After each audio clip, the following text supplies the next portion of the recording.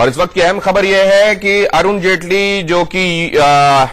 NDA 1 के समय अभी वित्त मंत्री रहे हैं, उन्होंने अपनी खराब तबीयत का हवाला देते हुए ये चिट्ठी लिखी है प्रधानमंत्री को कि मैं इस बार आपके साथ मंत्रिमंडल में सहयोगी नहीं हो सकता और मुझे फिलहाल किसी भी जिम्मेदारी से मुक्त रखा जाए, क्योंकि मैं अपने और अपने स्वास्थ्य के लिए समय देना चाहता हूं। बीते कई दिनों से यह कयास लग रहा था कि जेटली मंत्रिमंडल का हिस्सा होंगे कि नहीं। ये भी लोगों को पता है कि उनकी तबीयत खराब रही है और खराब चलती रही है। ये भी लोगों को पता है कि उनकी खराब तबीयत की वजह से ही पीयूष गोयल को ये प्रभार दिया गया था और उन्होंने ही इंटरिम बजट पेश किया था। और अब ये अंदाजा लगाया जा रहा था कि क्या इस बार अब उनकी तबीयत इतनी बेहतर है कि वो कैबिनेट में शामिल किए जाएं, लेकिन उन्होंने खुद ही इन चर्चाओं को विराम दे दिया है। प्रधानमंत्री को खत लिखा है जिसमें उन्होंने, ये है उस खत की कॉपी जो उन्होंने ट्विटर पर भी डाली है। उन्होंने ये लिखा है कि I am releasing a copy of the letter that I have written to prime minister and this is what this letter has to say. ये है वो लेटर जो उन्होंने प्रधानमंत्री को लिखा है। हमारे साथ हमारे सहयोगी आतिर जुड़ रहे हैं इस पर और ब्यौरा लेकर। तो अब सीधी सी बात यह कि लोगों का जहन इस पर जा रहा है कि जेटली साहब क्या आने वाले दिनों में, कुछ दिनों के बाद जब वो स्वस्थ हो जाएंगे तो क्या वापसी कर सकते हैं, या उन्होंने अब एक तरीके से रिटायरमेंट ही ले लिया है आतिर? और दूसरे ये कि अगर वो नहीं रहेंगे तो, क्योंकि वो दो बड़े जो स्टेप्स थे जो लिए गए थे गवर्नमेंट की तरफ से, उसका ब्लूप्रिंट असल में जेटली साहब के ही दिमाग में है, तो उसको कैसे आगे ले जाया जाएगा? नोटबंदी वाली बात भी उन्हीं के समय और जीएसटी भी उन्हीं के समय। तो क्या अब इसको क्या पीयूष गोयल हो सकते हैं उनके स्वाभाविक उत्तराधिकारी?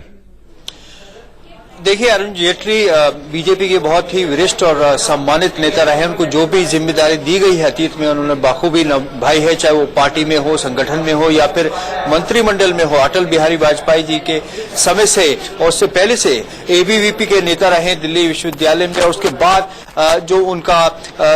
जो सिलसिला रहा है पार्टी में, उनकी ग्रोथ हुई है और बखूबी एक बहुत कद्दावर नेता के रूप में वो उभर कर आए। लेकिन फिलहाल पिछले 18 महीनों से, जैसे कि उन्होंने प्रधानमंत्री को अपनी चिट्ठी में लिखा है, इनका स्वास्थ्य जो है वो खराब हो रहा था, जिसके चलते पहले से ही उनको डायबिटीज की प्रॉब्लम थी और उसके बाद फिर कुछ और कॉम्प्लिकेशंस हुई जिसके चलते उनको बाहर विदेश भी जाना पड़ा इलाज के लिए। उस दौरान आपको याद होगा पीयूष गोयल जी जो थे, उनको मंत्रिमंडल का कार्यभार संभाला उन्होंने और बजट में भी उन्होंने बजट स्पीच दी। तो इसकी जो पूरी एक जो कह सकते हैं कि रोड मैप पहले से ही आपने सही कहा तैयार हो गया था। और क्योंकि पीयूष गोयल ही हैं जिनको इस पूरे अगर देखा जाए फाइनेंस की समझ है, तो संभवतः उन्हीं को ये जिम्मेदारी एक बार फिर से दी जाएगी। लेकिन जहां तक अरुण जेटली की बात है, उनका पार्टी में बेशक रोल रहेगा। उन्होंने स्वयं लिखा है कि अनौपचारिक जो अनऑफिशियली वो किसी भी जिम्मेदारी, किसी भी राय देने के लिए पार्टी में रहेंगे, सदैव जुड़े रहेंगे, लेकिन कोई भी ऑफिशियल रिस्पॉन्सिबिलिटी वो अब नहीं ले सकते क्योंकि उनको स्वास्थ्य जो है वो उनको इसकी अनुमति नहीं देता। 1991 से भारतीय जनता पार्टी की राष्ट्रीय कार्यकारिणी के सदस्य और 1999 के आम चुनावों के दौरान से वो भारतीय जनता पार्टी के प्रवक्ता बने और वो कहां तक पहुंचे आतिर अभी आपको बता रहे थे। आतिर कई अहम विभाग उनको नरेंद्र मोदी की सरकार जो अब निवर्तमान होने जा रही है उसने दिए थे। मतलब ये कि उनकी समझ और उनकी सलाह कई मामलों में अहम मानी जाती रही है। क्या ऐसे में जबकि वो कैबिनेट में नहीं रहेंगे, क्या ऐसे में जबकि वो अपने कह रहे हैं कि मुझे खुद के लिए वक्त चाहिए और अपनी तबीयत के लिए वक्त चाहिए, क्या ऐसे में क्योंकि वो एक्टिवली और आसपास मौजूद नहीं रहेंगे तो ये सरकार उनको मिस करने वाली है आसपास? बिल्कुल, इसमें कोई दो राय नहीं है कि अरुण जेटली एक कद्दावर नेता रहे। उनकी समय समय पर जब भी कोई बड़ी बात हुई है या कोई ऐसा मसला हुआ, इस पर उनकी हमेशा राय ली गई है और उन्होंने हमेशा पार्टी को और सरकार को उसमें एक बड़ा सहायता दी है। लेकिन फिलहाल क्योंकि अब स्वास्थ्य उनका अलाउ नहीं कर रहा है और उनको डायबिटीज के बाद और कॉम्प्लिकेशंस हुई जिसके इलाज की जरूरत पड़ेगी, तो वो नहीं चाहते, स्वयं नहीं चाहते कि असमंजस की स्थिति बनी रहे। और कब आप, क्योंकि मंत्रिमंडल के नाम घोषित होने जा रहे हैं जल्द ही, और इस पे पूरा पार्टी अध्यक्ष अमित शाह और प्रधानमंत्री की एक लंबी चौड़ी बैठक रही, लेकिन आज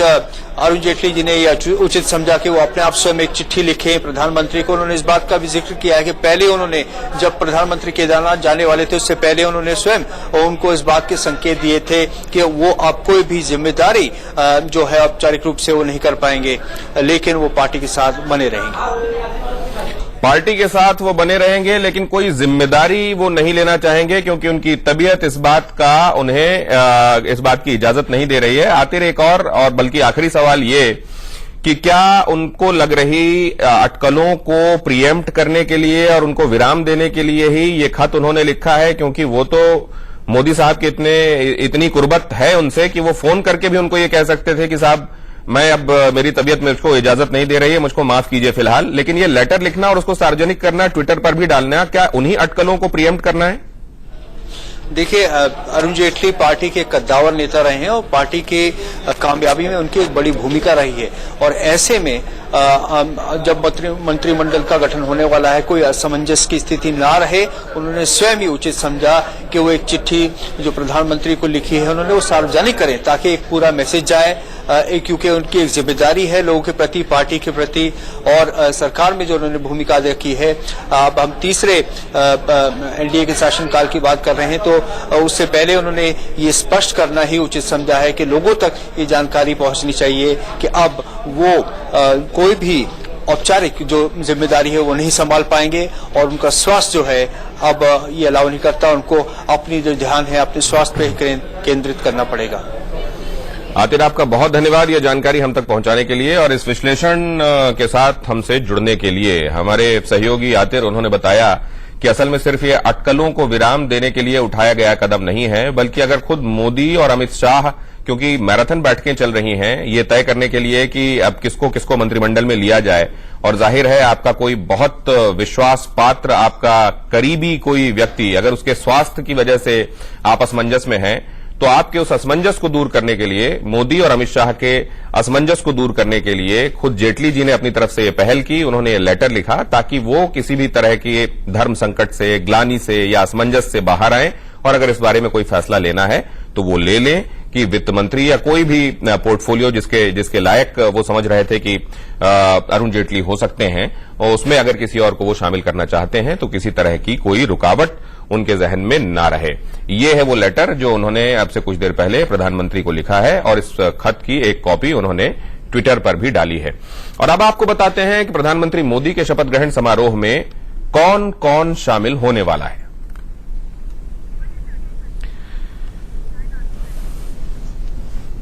जी, तो कौन कौन से लोग सरकार के संभावित चेहरे हो सकते हैं? राजनाथ सिंह, जो कि मोदी सरकार में गृह मंत्री रह चुके हैं, अब उनको कौन सा पोर्टफोलियो दिया जाता है, लेकिन वो कैबिनेट का हिस्सा होंगे। अमित शाह, उनके नेतृत्व में न सिर्फ 2014 में बल्कि उनके भाजपा अध्यक्ष बनने के बाद 2019 में भी करिश्माई जीत देखने को मिली, वो भी हिस्सा होंगे कैबिनेट का। नितिन गडकरी, जो कि संघ के बहुत करीबी लोगों में से एक माने जाते हैं, कद्दावर नेता हैं, और उन्होंने बढ़िया काम भी किया है भूतल परिवहन के मामले में। रिकॉर्ड समय में उन्होंने रिकॉर्ड लंबाई की सड़कें भी बनाई हैं। स्मृति ईरानी जाइंट किलर हैं, राहुल गांधी को उन्होंने हराया है, इसलिए वो तो रहेंगे ही कैबिनेट में। और अनुराग ठाकुर, ये युवा चेहरा जो एक तरीके से बीच में समझा जा रहा था कि शायद कहीं नेपथ्य में चला गया है, एक बार फिर से जिस तरीके से उन्होंने सीटें दिलाई हैं भारतीय जनता पार्टी को पूरी की पूरी अपने राज्य से, एक बार फिर वो वापसी कर सकते हैं दिल्ली में और कैबिनेट का हिस्सा हो सकते हैं। गिरिराज सिंह, क्योंकि कन्हैया कुमार को हराया है बेगूसराय से और एक तरीके से हिंदू हृदय सम्राट के तौर पर उन्होंने अपनी छवि को बनाया है, और क्योंकि इस मंत्रिमंडल के माध्यम से मोदी सरकार एक संदेश भी देना चाहती है, गिरिराज सिंह की भी कैबिनेट में जगह तय समझी जा रही है।